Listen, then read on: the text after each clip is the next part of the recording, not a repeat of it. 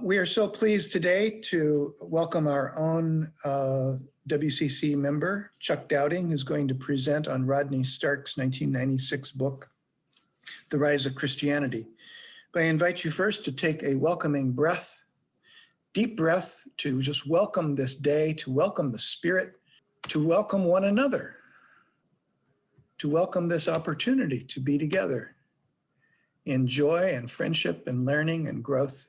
And I'm going to say thank you, Chuck, for this presentation today. And I've always wondered what happened between the crucifixion and the Nicene Convention. You know, there's 400 years of church history there, very important church history. But all we have to look at are Paul's letters. Now, not that they're not worthwhile, but there's a lot of other historical data that probably would be helpful during this period. This book sort of satisfied that inquisitiveness of mine. You know, the questions are, you know, how did a group of several hundred become large enough to become the state religion of the Roman Empire? That's a pretty big accomplishment in 400 years. You know, how many were there, and where were they, and what were their comparative advantages? We'll be exploring some of that today. Before I get into that, though, I thought it might be helpful to kind of compare some of the response to this book. I'm going to read to you an excerpt from the Review of American Journal of Sociology, which says, despite the more than 900 entries listed in David May's Social Science Criticism of the New Testament, Rodney Stark's study is a rare and sophisticated instance of deductive social science theory and the applied to the history of Christianity in the first 4 centuries. So that's the social science viewpoint of this. But for a more popular thing, if you can see my cursor down the lower left-hand side of the screen, Goodreads, which I looked at, is sort of a nice way to find interesting literature to read. And they, in terms of their category of the history of Christianity, rate this as number 6 out of 115, Goodreads. It has 1,549 ratings, means that many people saw fit to give a rating to it. And there are only 10 others that have more ratings, and some of them are pretty significant. If you look on the lower right-hand side, Amazon ranks it at number, it's not that high on Amazon, 29,350. My book on construction vibrations, I think, was number 4 million. Just in terms of giving you the relative interest in things I do. So let's get into who Rodney Stark was. He was born in the 30s in North Dakota and raised a Lutheran. Anybody know who else that we think a lot of in this church that was born in the Dakotas and raised a Lutheran? I see Jeffrey nodding his head. Those of you who answered Marcus Borg are correct. Stark had a BS in journalism from the University of Denver in 1959 and was a reporter for 2 years. Who else do we know that began their career as a reporter? Paul Allen. Yes, very good.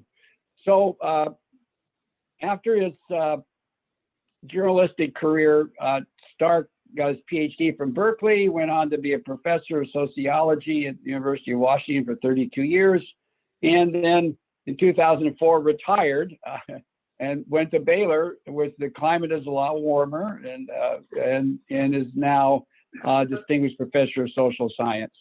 So let's see here. We move on to the next slide. This is a table of contents for the book. I'm not going to cover the entire book, just hit the first 2/3 of it. The first chapter is the conversions.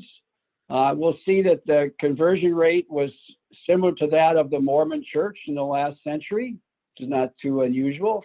Chapter 2, the class basis of early Christianity. We'll see that they were mainly higher educated class, as verified by Mooney conversions in the current era. Chapter 3, mission to the Jews. Why did it succeed? Well, mainly because they had a religion that was very similar to that of Christianity. Chapter 4, epidemics. That's a spoiler alert. We're going to spend a lot of time on that. It turns out the epidemics may have greatly accelerated the growth of Christianity, and we'll see why, and we do the numbers. Chapter 5, the role of women. Women were very highly valued in the early Christian church, as we'll see later on. Chapter 6, Christianizing the urban empire, a quantitative approach. We'll go through some of the numbers. Hopefully you'll have enough patience on that. And finally, Chapter 7, urban chaos. And we'll see why helping the poor was not very difficult back then, given the just horrifically bad lifestyle in cities. So in terms of the numbers, let's jump right into this here. On this slide, as you can see with my cursor here, in terms of percent Christians in Egypt in 313. 313 was the year after Constantine became emperor. In Egypt, 18% of the population were already Christians. That compares with Stark's estimates, and we'll see his population estimates on the next slide of 16.2. So that Stark's estimates are fairly steeply grounded in actual recorded history. The way this author Bagnall determined that there are 18% of the population in Egypt in 1313 were Christians was that he looked at the names of the deceased, and anytime a deceased person had a Christian name, the person wasn't checked off as Christian versus an Egyptian name at that time. So that's how that number came to be. Now, the next slide is probably the most complicated one that I'm going to show you. Please don't get too upset with me about the graphs here, but remember, I'm an engineer. I'm a numbers guy. Probably the most important one is here in the upper left-hand corner. This is a growth of Christians in arithmetic form. This is the way we generally think as humans.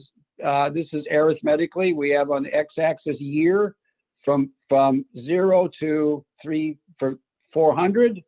And Stark's numbers begin at year 40, where he estimates that there were probably around 1,000 Christians. And then it goes on then here until we see the time during which Constantine was emperor.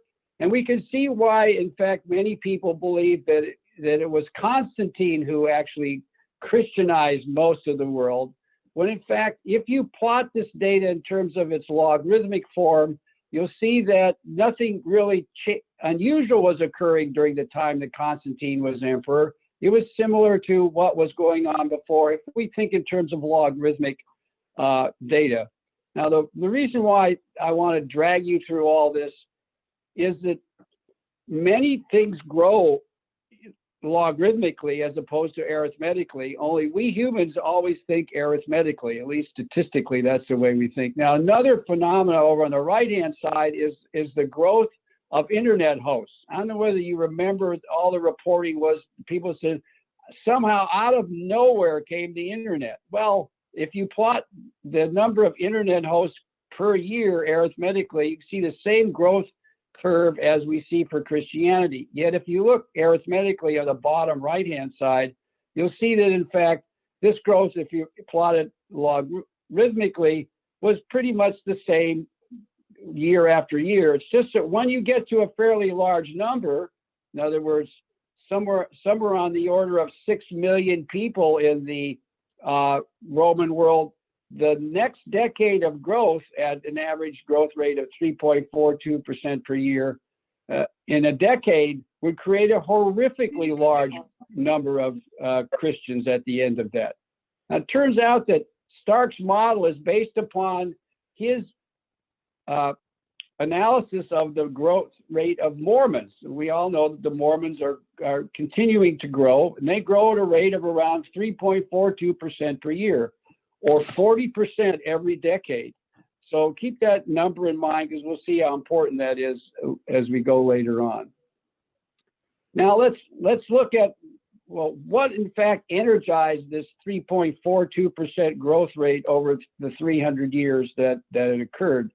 And if you read Stark's book, these are the following things that you'll come across. Number one, that it began with the conversion of upper-class Hellenistic Jewish people. These were Jewish people that had left Palestine and had populated these cities in the eastern region of the Mediterranean here.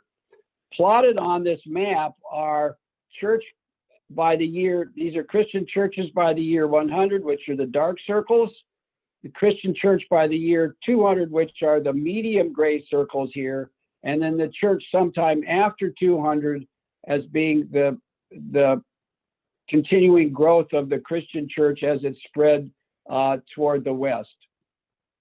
Now, there's several other factors that contributed to this continuing growth rate of 3.4% per year. Number one, the relative lack of fear during the two pandemics, which was fueled largely by the belief in the afterlife. In other words, if I were a faithful Christian, I was going to go to heaven, and it really didn't matter if I died here. And that was coupled with Jewish values, which were able to be obtained through Christianity without all of the Jewish ethnic requirements. In other words, and it was based upon these three values here, I believe. And so to start, helping the poor, the sanctity of life, and respect for women. Now, Christianity would allow the adoption of these values without having to accept all the Orthodox Jewish lifestyle requirements. And then, of course, monotheism was a much more simple religion than the multiple pagan gods and all their specialty things and all their ritual requirements. And the monotheism also supplied the fact that if you were a Christian, you would believe in a God that loves you unconditionally and really only requires one main thing, and that is that you love others and help them. It's a much simpler kind of religion than the pagan multiplicity that was in existence at that time. Now, I'd like to concentrate on pandemics because they are, of course, currently interested in terms of our focus, and also that because they played a very large role. I got some artwork up here. On the right-hand side is the famous death cart that wheeled through Europe in the medieval times and the burial of all the folks in the pits. I don't really remember the cartoons of Monty Python or not, but about the burial cart. And then here is the angel of death pointing at a insulae. That is the actually much more artistically rendered version of where most of the people lived in the Roman Empire.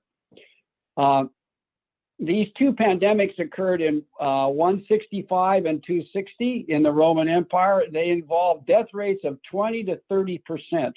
Now, you might want to compare that to our current pandemic death rate, which is somewhere, even if some million people eventually die because of COVID, that will only be 0.3%. All right. In other words, 1/100th of the death rate of the pandemics that occurred in the early Roman Empire. These were such horrifically bad times that entire towns were completely wiped off the map in the Roman Empire. Now, these two pandemic episodes created significant opportunities for conversions for the Christians because they stayed behind and helped the poor. And of course, this belief in the necessity to help the poor, including those not in their tribe, was bolstered by the possibility of the afterlife. So what was it like? What was it like during those times? This is some information that I got by reading our great source of all knowledge, Wikipedia. Conditions, if you read on the right-hand side, in the cities in Rome were extraordinarily unhealthy. I mean, basically, you could say that if you went to a city, you went to a city to eventually die. Life expectancy was less than 30 years. And in one writing in Roman history, people were identified by the scars. In other words, they were so afflicted that you could identify them by the scars. In Roman cities, there was no running water.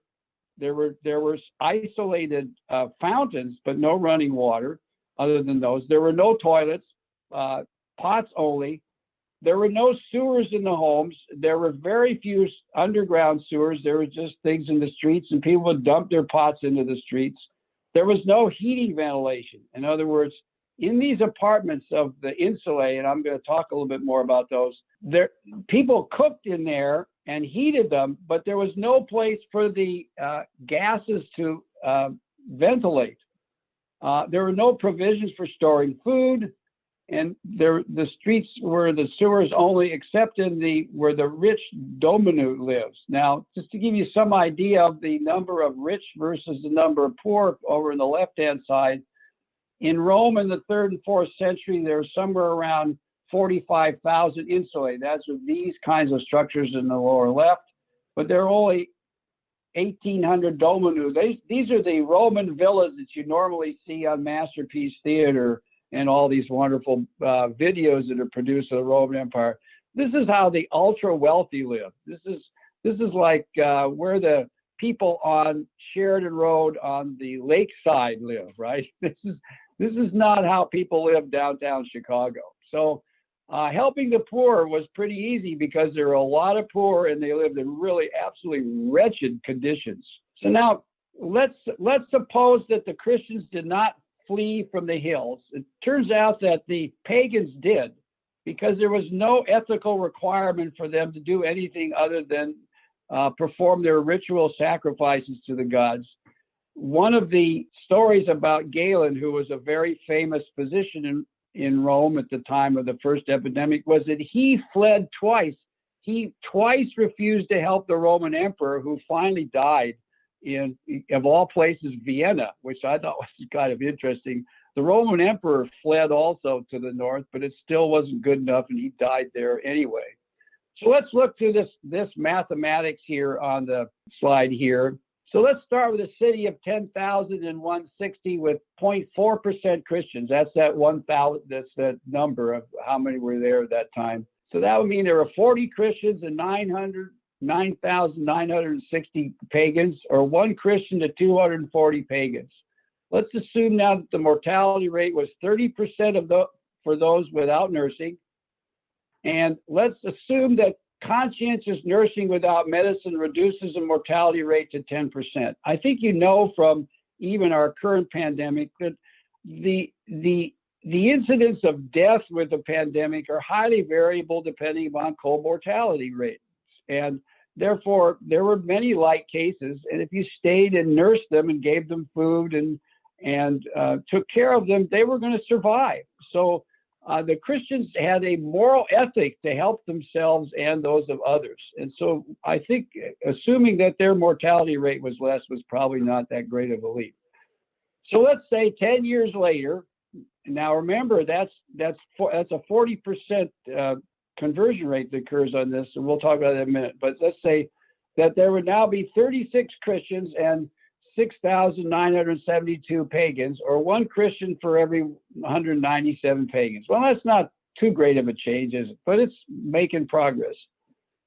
Now let's add this 40% of conversions per decade. That means during this time, even if there hadn't been a pandemic, there would have been statistically a 40% increase in the Christians. So we want to add 16 to the C and subtract 16 from the P. They went over to C.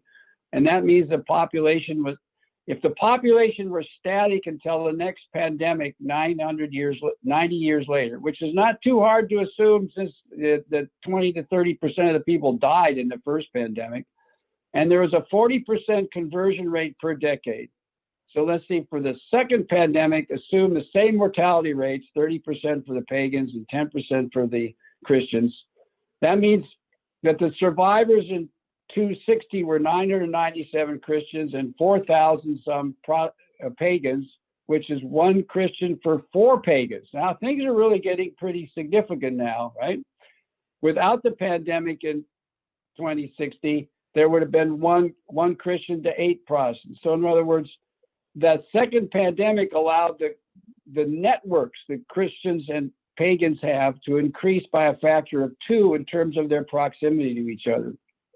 Now, saving these number of people would have been seen as a miracle back then. Now, remember, there was no understanding of how pandemics occurred, how they spread, what was responsible for them, and whatnot. But if you were a person who, through the second pandemic, all of a sudden saw that things changed from 1 to 1 to 200 to 1 to 4, you'd say, "Oh my golly, look at all those Christians. They survived, and my pagan friends didn't." Okay, now let's consider network attachments. This is where I think more of the sociology comes into play here. In other words, it's important to understand that we generally do things because of our friends.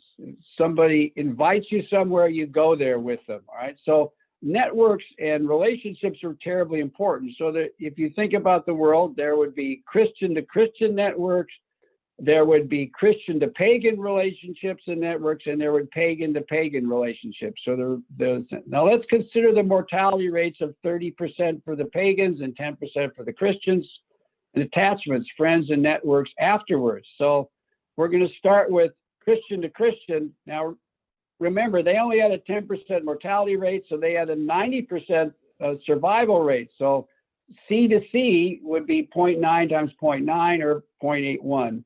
C to P would be 0.7 times 0.9, 0.63, and P to P would be 0.49, which is 0.7 times 0.7.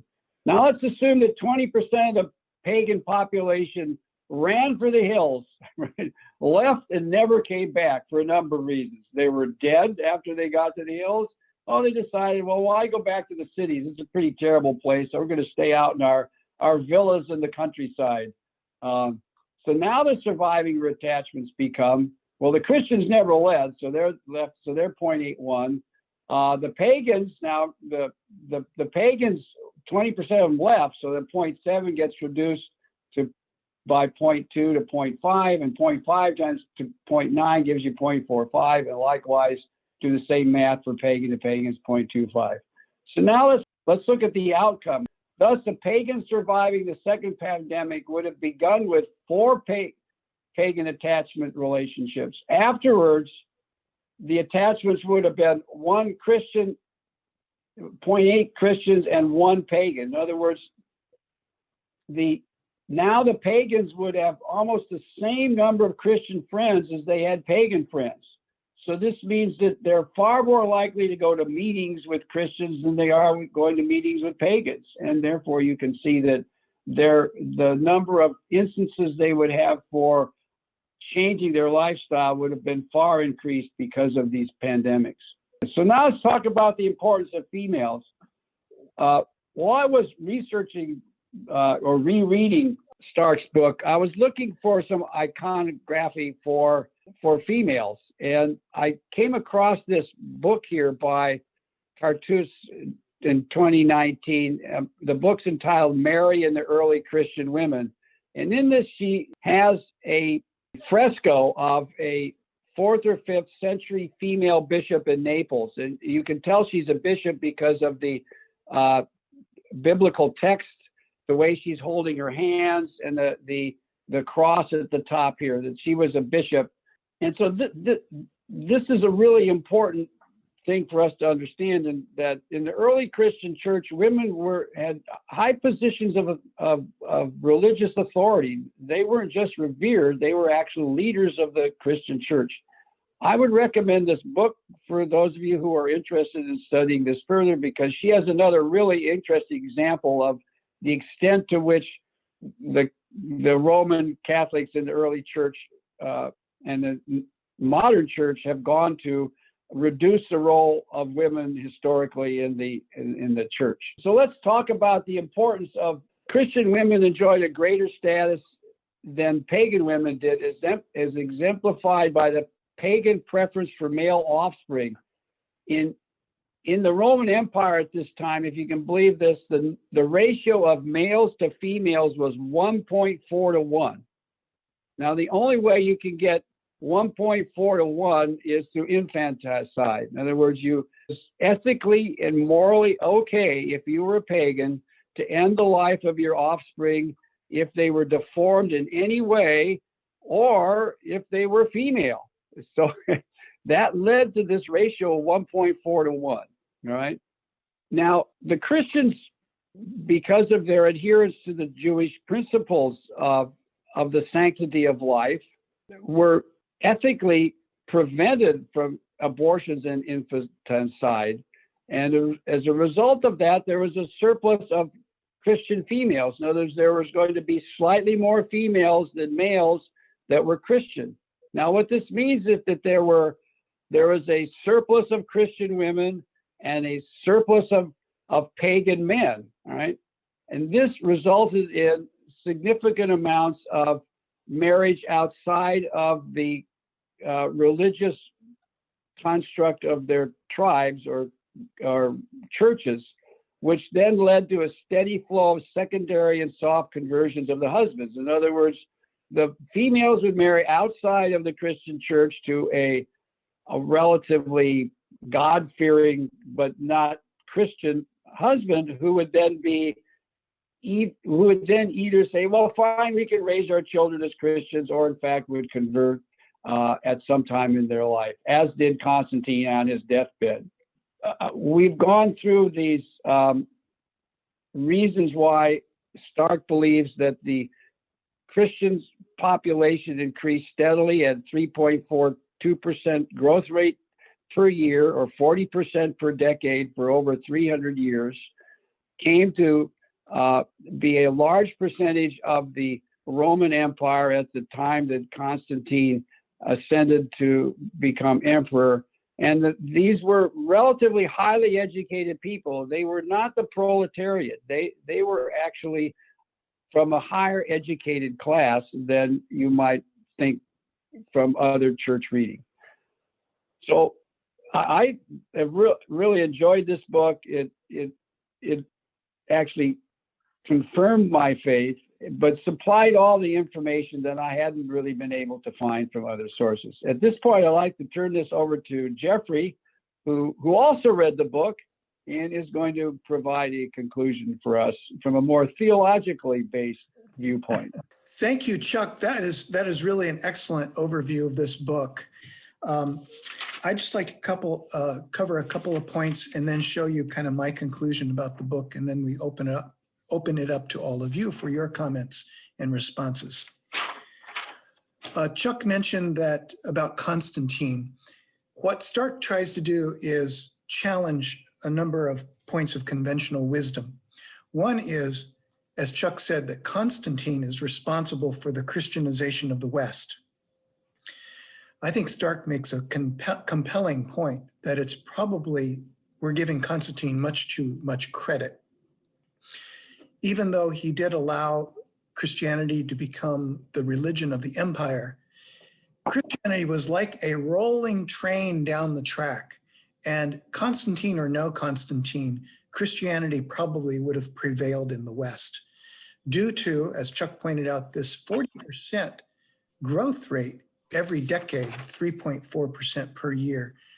And so Stark makes this point about Constantine. Constantine's conversion was probably more of a response to the rapid Christianization of the empire rather than a cause of it. Second point, Chuck makes a good one here about that Christians face the two pandemics without fear relative to pagans who ran for the hills. Well, why would that assist Christian growth? It's because the pagans admired the bravery of Christians. Pagans admired their faith. And faced with anxiety versus calm, people will pick calm all the time. And Christians showed relative calm in the face of death and despair. And the pagans said, whatever they've got, I want some of that too. And Chuck made a point about monotheism and polytheism. Stark makes a really good point that he and other sociologists and anthropologists have noted that societies tend to move from polytheism to monotheism. It's just generally observed historic anthropological theory. Lots of examples of that. If so, then Christianity, again, had history on its side already because it was a monotheistic faith. One that came out of, and even more solidly, you might argue, monotheistic faith, that is Judaism. Whether Christianity is monotheistic or not, at least from our Muslim friends, is debated because you have Jesus. Is Jesus God and God is God? It sounds like two gods, not one. But Christians have always understood themselves to be monotheists coming out of Judaism. And this is an advantage for them if the anthropologists are correct.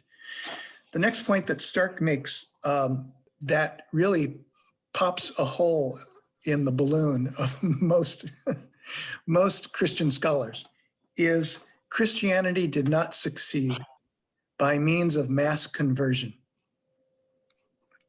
The book of Acts has given generations of Christians the impression that the Holy Spirit descended upon a crowd and poof, they were Christians. Even when I was in seminary, our professors said, beware the book of Acts, for it appears to be a book of history.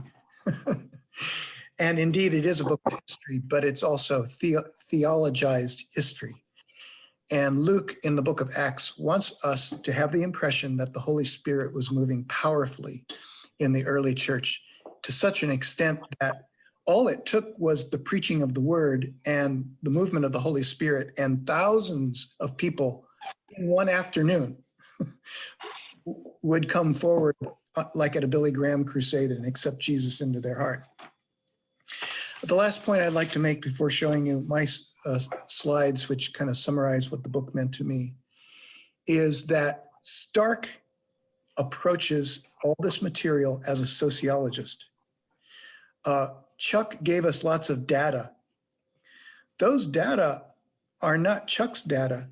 They really come from the book. And this is unusual for someone to look at Christianity with the lenses of a social scientist, not a historian, not a theologian, and not a textual specialist, but a social scientist, an anthropologist or a sociologist. When I was in seminary, I did a master's thesis which used an Old Testament sociologist, Norman Gottwald's The Tribes of Yahweh.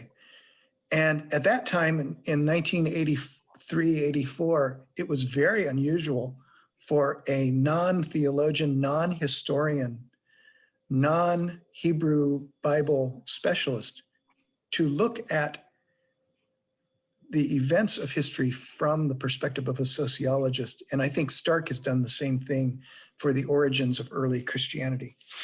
That, for me, summarized the book. And then we're going to go over to you all. So I've just got 2 slides, and I've got 15 points here that what I got out of the book. And these are not different from what Chuck shared. It's just maybe a summary that may be helpful to you. I'll just read them. They kind of speak for themselves. Appealing to the upper classes. Again, this pokes a hole in liberation theology, which assumes that Christianity was a movement of the outcasts and the lower castes. Reaching Hellenistic Jews of the diaspora. Now, I have a big question for Stark about this one, but it's my own hang up because this is not what I learned in seminary, but maybe I have something to learn about this. I was always taught that by the end of the 1st century, Christians and Jews had gone their separate ways. And that the growth in Christianity occurred among Gentiles. And Stark says something completely different. So I really would like to learn more about this. Exploiting social networks was covered. Enjoying higher survival rates. Chuck covered this. And the pagans really were impressed by this in part because they said, well, obviously the Christian God must be a superior God to our many gods, because look at how they're surviving and we're not. Now, it's due more to human nursing, but from the pre-scientific worldview, pagans looked at how the Christians were surviving and said, oh, look, their God is a greater God than our pitiful multiplicity of gods. The providing of the theological response to the epidemics, we talked about that. Caring for people, respecting women as human beings, imagine that.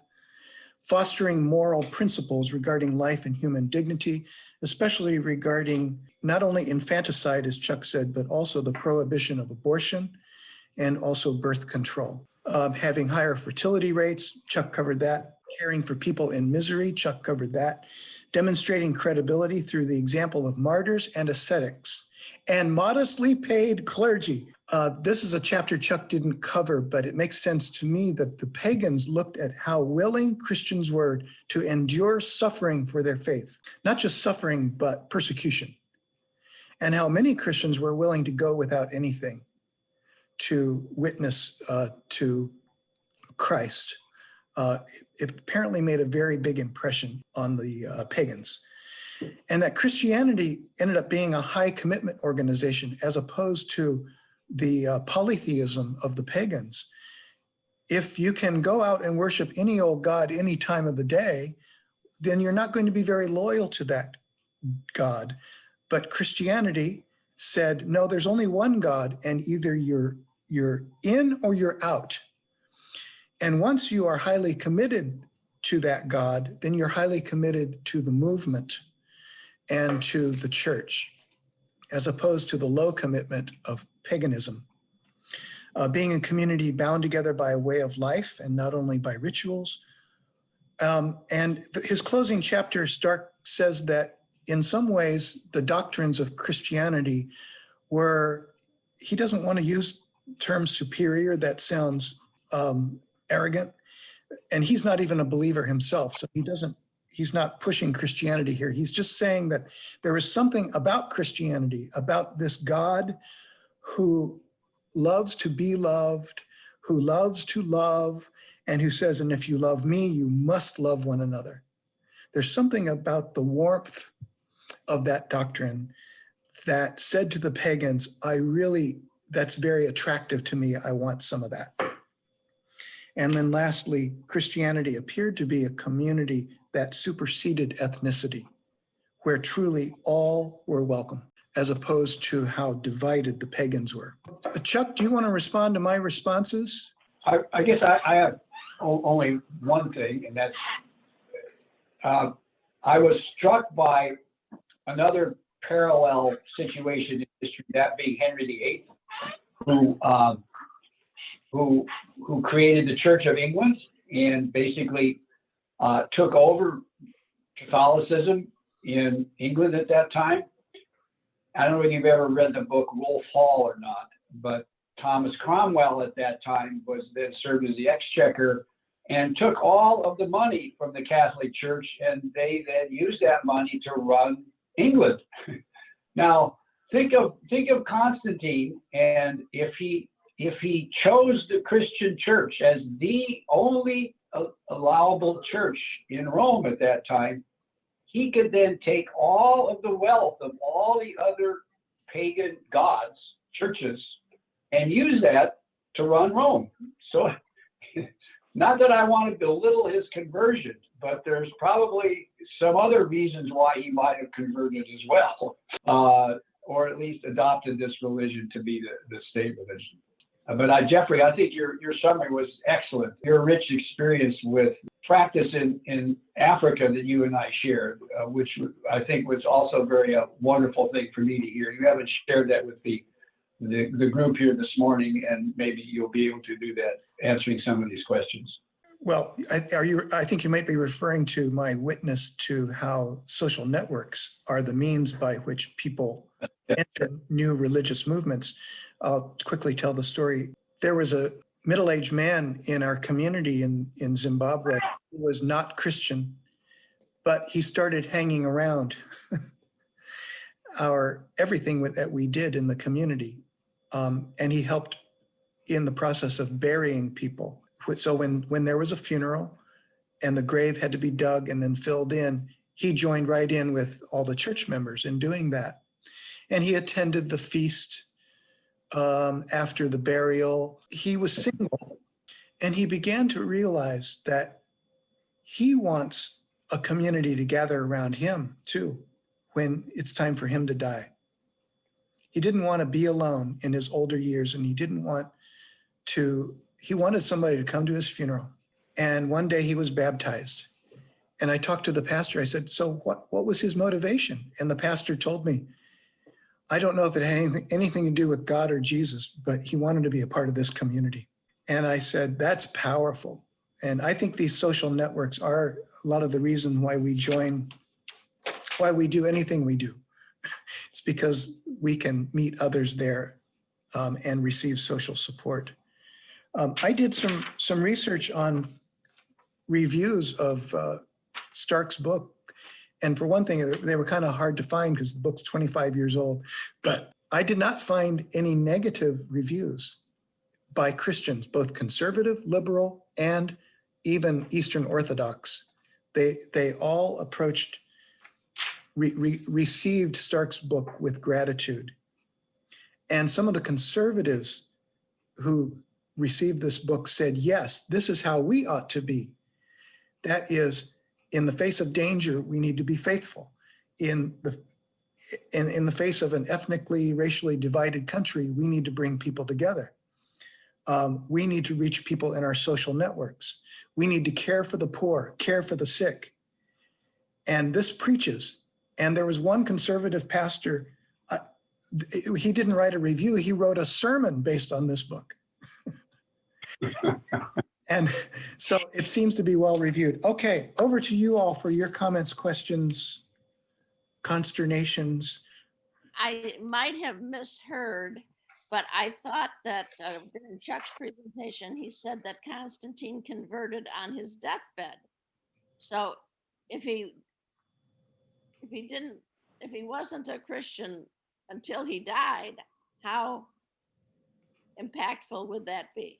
I mean, why would people have given him the credit for the expansion of Christianity?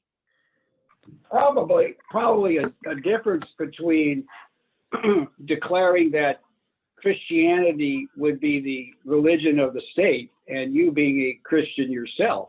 I mean, because you can imagine at that time, he came out of a tradition where the emperor himself was God, and it's a little difficult to make that transition from you being God to not being God. I would think that would make it somewhat difficult. Stark does not go into that, Flurry, so I can't really comment on exactly the way this happened. There was a comment though that we're reading another book by Richard Rohr who makes the comment about the great comma in the Apostles' Creed, where Jesus Christ was crucified and then rose, and there's nothing in between the two about, well, just how do you become a Christian? And he said you have to understand that the first 7 conventions of the Roman Catholic Church were all governed by emperors and not the clerics. So I guess that's a long-winded answer to Flurry, to the fact that there might be a difference, why it was difficult for Constantine to be a Christian and an emperor at the same time. It's always been my impression, my understanding, that Constantine kind of converted before he converted, that he was well on his way to a full embrace of Christianity, but didn't make it official until the last minute when it really counted, I guess. I mean, he was fully receptive to Christianity to the extent that he declared it the religion of the empire. And so it wouldn't have been a surprise that at the last second he made it all official. I wanted to make one more comment here, and that was how this book affected my life and perhaps even the life of the church here. And a year ago, when we were just at the beginning of the official announcement that this was a pandemic, we were at a meeting at Brad McLean's house and talking about pandemics, mentioned this book and how my assessment of the fact that it was a really important thing for us Christians to help as best we possibly could during the pandemic. And out of that conversation grew our announcement to provide services for those who were quarantining themselves. And then, Steve, why don't you describe to people what happened thereafter?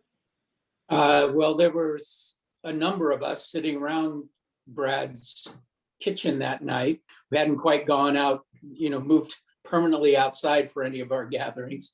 We all just started talking about, well, what could we do?